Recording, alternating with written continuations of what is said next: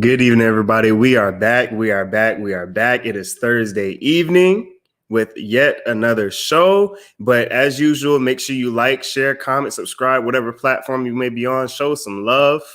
And, we're blessed to be back here today, obviously. But remember, we had a lesson we had not a lesson, but a video last week, an interview last week with Victor Butler Jr., owner of Get You Right Auto Painting. Make sure you all go back after you're finished here today and check out that interview. It was a great interview, very insightful. He has an amazing story and he does some amazing work. But tonight we have an interview, a very special interview with KIANA Ivy-WRIGHT, the founder of Colorful Hearts Autism Foundation. She has an amazing story as well, and she has a great foundation. I can't wait to learn more about it myself. Asking her a couple of questions, and it's going to be an amazing interview tonight. I also want to remind you all about the Harlem Nights event. Make sure you go on mybimp.com and pre-register. So without any further ado, we're going to get into the video. It's Thursday night. Bimp on the spot, everybody.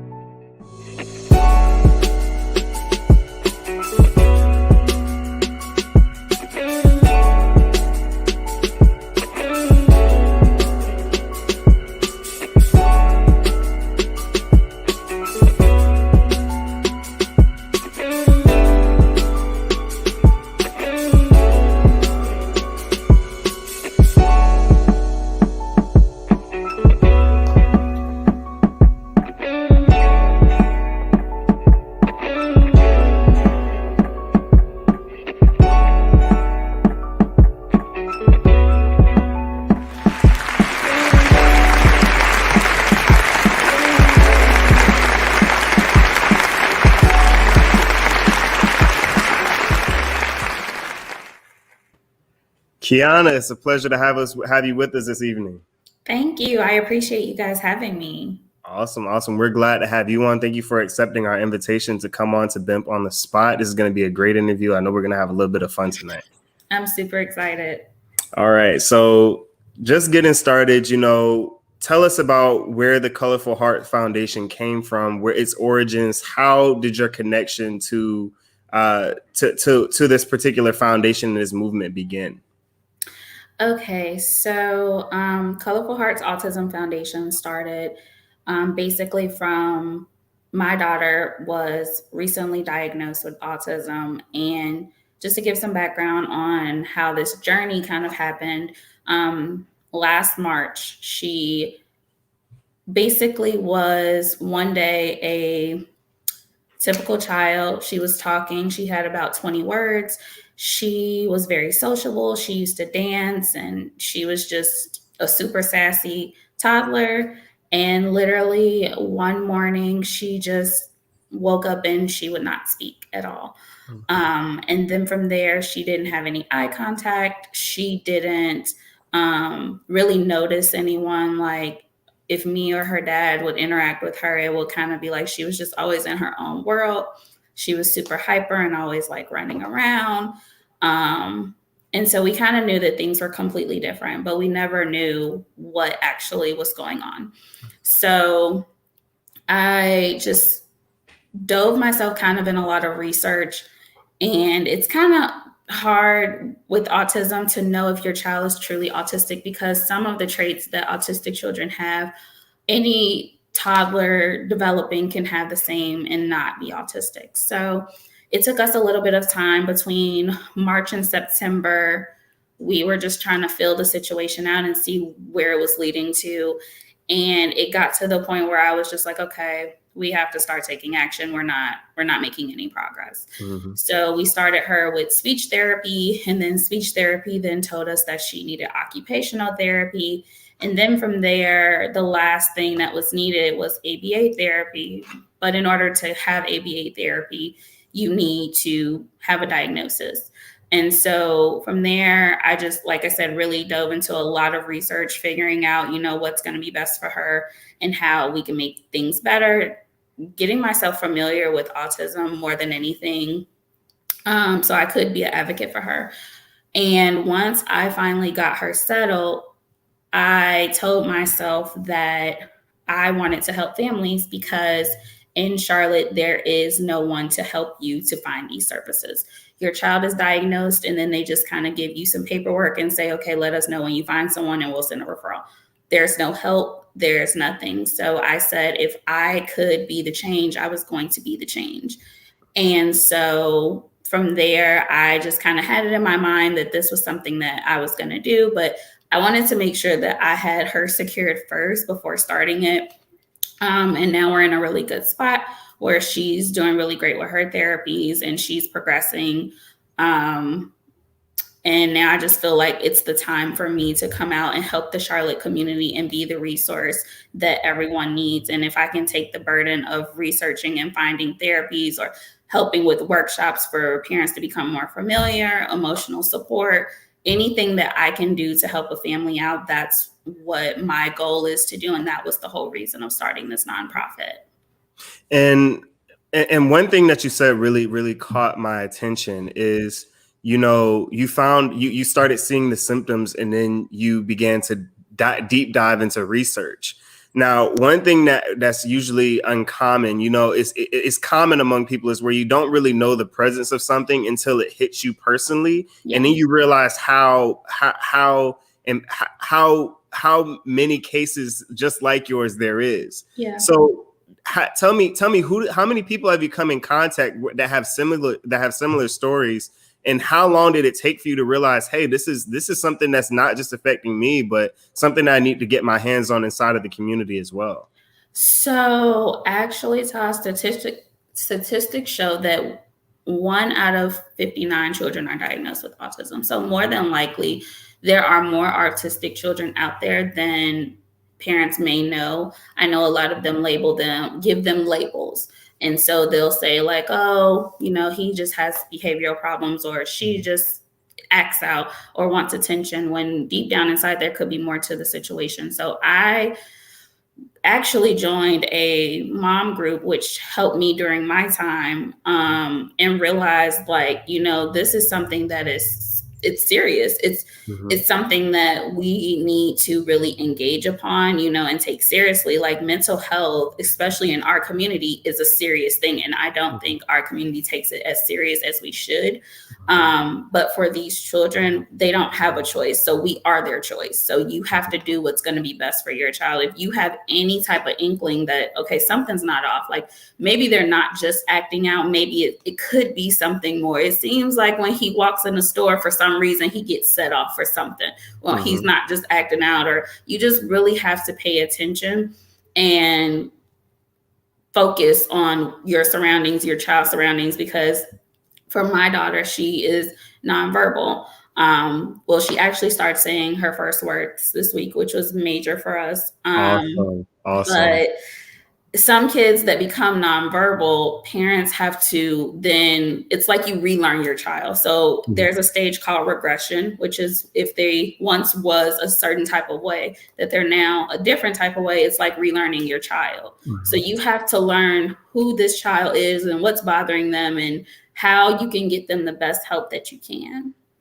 And awareness, a lot of awareness has to do with, the presence of like you said, having access to the same things that a lot of white communities have access to, Black communities don't have access to. And that's something that we've been battling for a long time in this country, is saying, hey, we don't have access to the same mental health care systems. But a lot of times we don't even know that those mental health care systems work, and that they're there. So, how is Colorful Hearts changing the Black community's view on autism?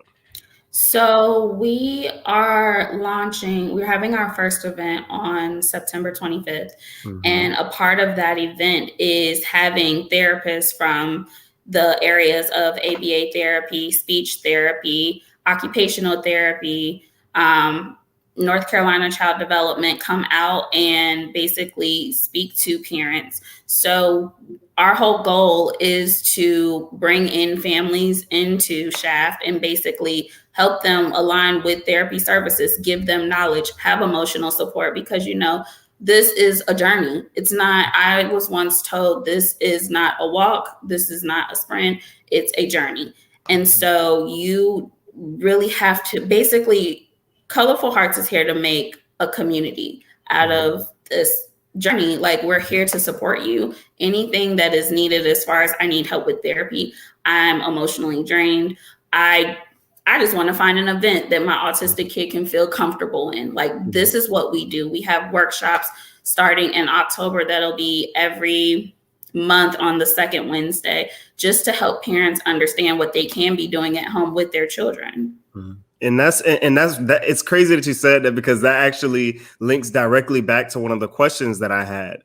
I had a friend of mine that I was in school with for a couple of years growing up, who had autism. And one of the things that he expressed to me, and I asked him a couple of questions before we went into this interview today, so just to sort of get an idea as to what we're going to be going into today. I asked him, I said, what's the hardest part of that journey? And he said, when I talked to my parents about it, they said the hardest part wasn't me being autistic.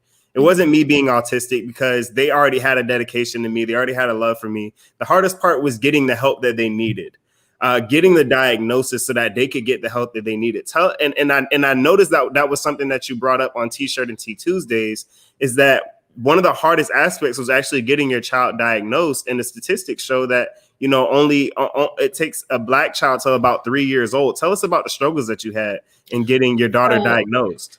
So not only because Cameron is Black, but statistically, most pediatricians will tell you that girls do not have autism, which is not true. Clearly not true. My daughter is female and she is autistic. But they delay diagnosing most girls because they feel as though it's mostly a genetic disorder, to say, in boys, and it's not true. I couldn't even tell you how many people I called to try to get my daughter diagnosed before age 3, because I was just like, I'm not waiting till 3. If studies show that if you have your children in early intervention and in therapies before the age of 4, they will thrive in life and in adulthood. Because what people have to realize is, if they're saying like, oh, we're just going to give it time and let him go to school and get diagnosed, yes, the school system can diagnose them, but by that time they're already developed. The child's brain develops up until age 5. And from there, they're still developing, but the most fundamental years is age 1 to 5. So if you're able to help adjust and grow during that time frame, that's something that needs to happen. Here in North Carolina, which is where we're based out of, it took me to take her to a center called Child and Family Development.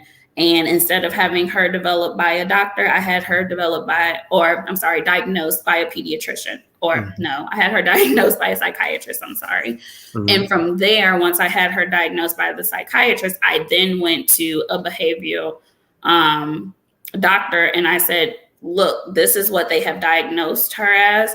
Because the psychiatrist could not write the referral for ABA, I literally went over the doctor, went over whoever I needed to go over, and said, I have this saying that my child is autistic. I need you guys to provide me with the referral. And from there, it really taught me how to have a voice. Like, anyone who knows me knows that I grew up kind of a little soft-spoken. But when you love someone so much, like, I literally became the voice for her, and I was not going to let anyone stop me. I don't care who it was. I was going to make sure that she had what she needed before age 3. So we've been in therapy services since she was 18 months. She'll be 3 next month. And we're doing great. She has a really great team. Everyone in her team kind of cares for her. And part of what we want to do at Colorful Hearts is make sure that every family that we're helping has that same team. So when I'm intaking companies, I look to make sure that, they have the best interests of children and not just wanting a paycheck. Because to me, their development is important. And if a parent is not at the point where they want to be an advocate or can be an advocate for their child because they don't know much about autism, I'm going to help to be that advocate for that child. And that segues perfectly into my next question. How is Colorful Hearts Autism Foundation reaching families that need help? So a lot of like Facebook, social media platforms. I have people on our board that just kind of will walk up and give people flyers, or we are literally, and it takes a village to run Chef. It's not just me. It's literally our whole board is very like we all advocate for autism. It is a huge thing for us, but we are active on social media. We are actively just going up to people and saying, hey, we have this launch party. We're really out here spreading the word the best way that we can. Mm-hmm. And that's the best way to do it. I always say, I'm pretty sure I said it every week since I started being the host of the show, is that being on the ground, actually speaking and reaching out to people, word of mouth is still the best way to promote and get the word out on something. That's why we see so many people out on the street with flyers and with pamphlets. So that's the best way to do it, especially since, like you said, that's, even though a lot of people have social media, I realized that a lot of people don't. I didn't get social media till a lot later. And it was actually by me seeing people and connecting with people that I actually was able to make those connections and actually be able to get knowledge, a wealth of knowledge on certain things as well. But another question that I had for you is, what did you realize finding out that your daughter had autism and digging into the research? What did you find were some of the misconceptions about those who have autism? Oh, that is a long, because anyone who talks to me about autism, I talk about it for a long time now. It's a lot of different misconceptions. One that I hate the most would probably be that they cannot thrive as well as other children, and that they will immediately have to go to special education, that they can't play with other children. That's another goal that we actually have. We're having a fall festival October 23rd, and that is for autistic children as well as non-autistic children, because in this world, we have to start bringing children together. They don't know if you don't start them from a young age. So to stop bullying and to stop making autistic children feel as though they are different. I have literally heard an autistic child say that they wish they were normal. And there's no such thing as wishing you're normal, because what is normal? I will never say that anyone in this world is normal. Everyone is different. Everyone is unique in their own way. And so part of what we want to do is bring atypical children and neurotypical children together. So going forward, there is no normal. Hey, this is my friend. Just like you said that you had a friend that was autistic. That's amazing, because there's a lot of kids kind of look at autistic children as weird. They're not weird. They're literally just process things different. Mm-hmm. And studies actually show that most autistic children are 40% smarter than the average child. They literally just have a different type of way of doing things. Mm-hmm. So those are my things. I have a lot, but I'm just going to kind of stop there. No, that was a great answer. And like I said, it's the same thing that I found, because I also knew somebody that I was friends with in middle school who had Tourette's, and it was a lot of the sort of the same misconceptions surrounding that as well. But we're gonna take a short break, and then we're gonna come back to the interview. Okay. Right. So make sure you all stay tuned. Remember, like, share, comment, subscribe, hit the like button. And then, after you subscribe, after you follow, hit the bell right beside it to make sure that you get notifications every time that we're on air. We'll be back in a moment. Stay tuned.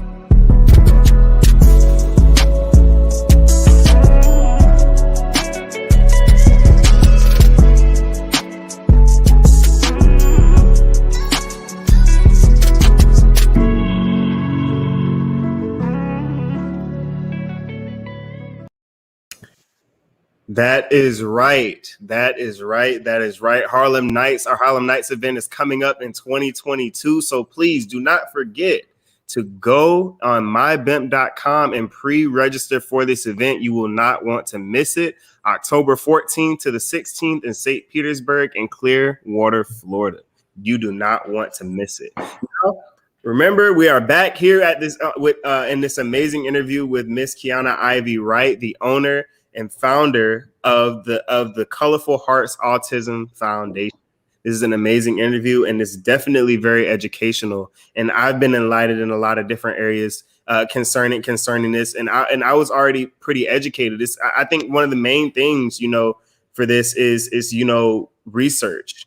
A lot of the research, and that goes into one of the questions that I have now. What do you think is what some of the main things? Why do you think that Black communities or how Black communities are affected isn't really researched in autism? I think the term ignorance is bliss kind of sums it up a little bit. A lot of parents, it is hard for them to accept the fact that their children may have something that isn't what's like I said, normal.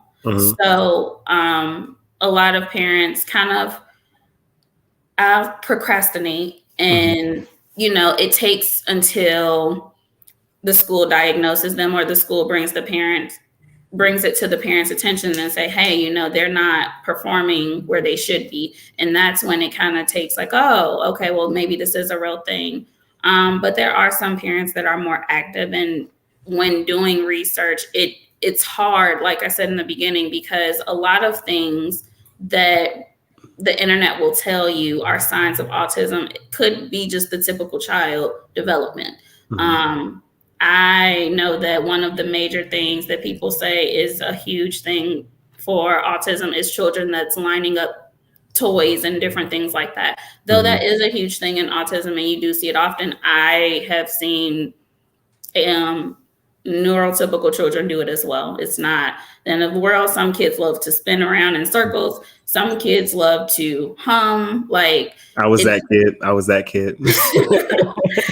And so, see, it's hard. It really takes, I will be honest with you, beyond the research, because I did research night and day. And I think from, like I said, that time span of March to August, it was kind of like, okay, these are normal things. But I think the main thing for us was the verbal piece.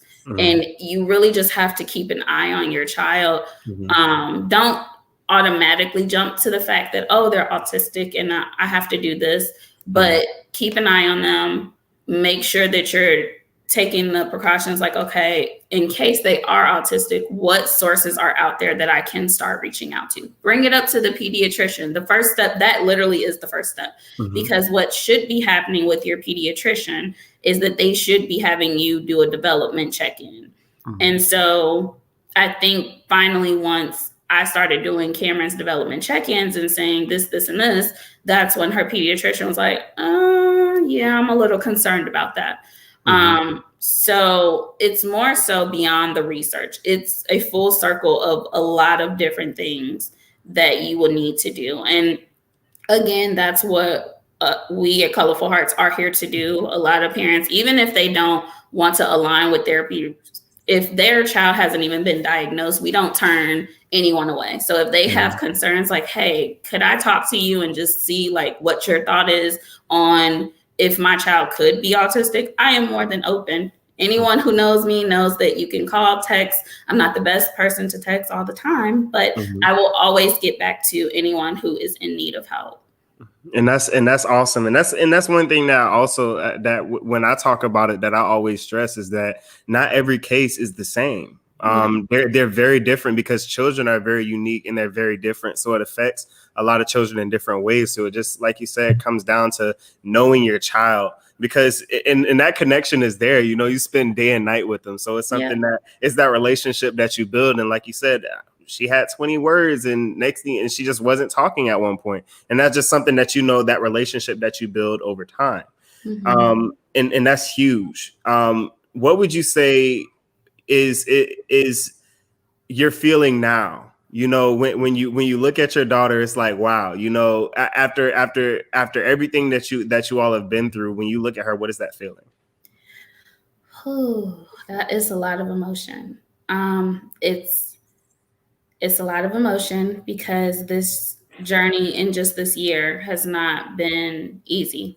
So I only imagine how parents feel in the beginning because I was there. I was there in the moments of feeling guilt. I was there in the moments of sadness and depression. And to look at her now, like I said, her first words this week, like completely brought me to tears. And it was just, it makes you so happy to know, like, I'm glad that I did take those steps. And I'm glad that no matter what anyone else said, I followed my heart and did what I needed to do for her.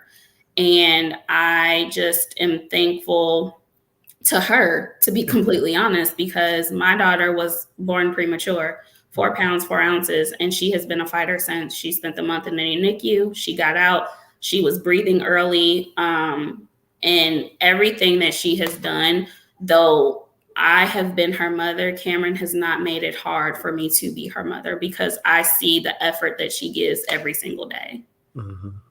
And that's where it always starts. It starts with one person who has a passion, who has an opinion, and a person who knows the facts and does the research. It always starts with that person and coming in to say, hey, I want to make a change. I don't want somebody else to have to jump through the hoops or go through the hurdles that I had to go through to make something happen for a child that I love and that I care about. And that's always where it starts.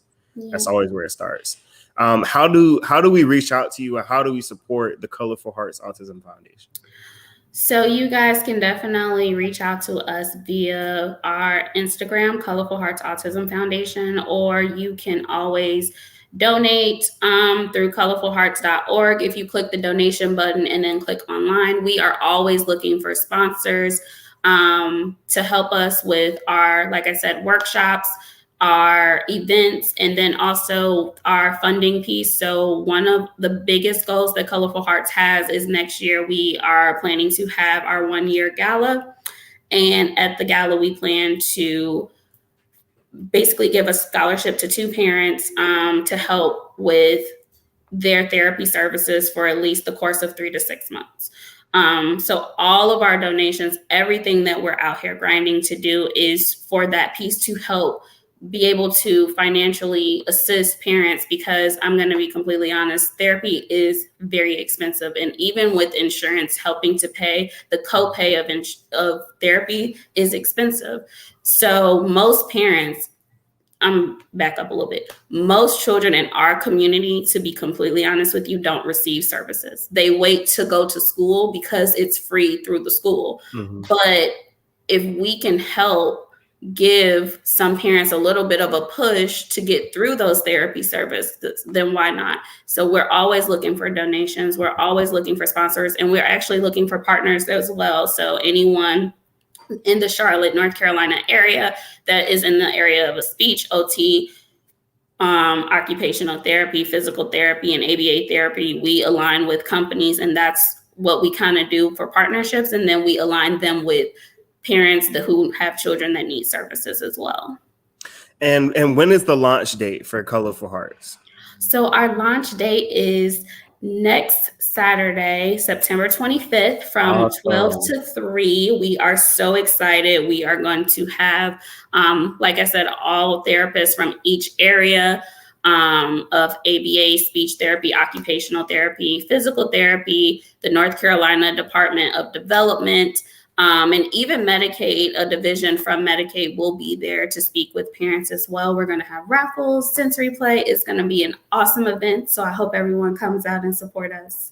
That's so amazing. That is so amazing. Everybody, all of our watchers, make sure you share this video to your platform. We want to get the word out, not only about autism, but about how the Colorful Hearts Autism Foundation is helping to build the community and helping to strengthen the community of families that are affected by autism. So make sure that you share this, like this video, share it to your platforms, share her Instagram, share her Facebook, share all of her platforms that she has. And before we close out this interview, I do want to give you the last word. So I would just like to say thank you guys for giving me this opportunity to share the word about Colorful Hearts. I hope that this interview was very helpful to anyone out there. Like I said, you guys can always reach me on any social media platforms if you need any type of help or assistance.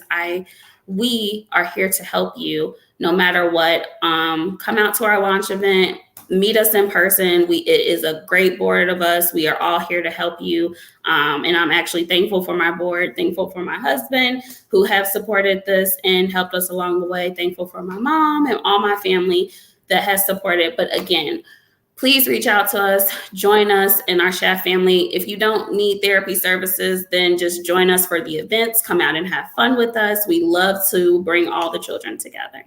Thank you so much. Thank you so much, KIANA, for coming on the show. Thank you for accepting our invitation to come on the show. This was an amazing interview. Thank you so much for having me. And I'll remind you all, the launch event, September 25th from 12 to 3 p.m. in Charlotte, North Carolina. So make sure that you're ready for that. And if you're out in that area, even if you're not in that area, get there. It's going to be an amazing launch. She has a lot of things going on there. I also want to remind you all, our Harlem Nights event coming up next year in October. Make sure you go to mybemp.com to pre-register for that event. And like I said it twice already. Like, share, comment, subscribe. Get at all of her social media.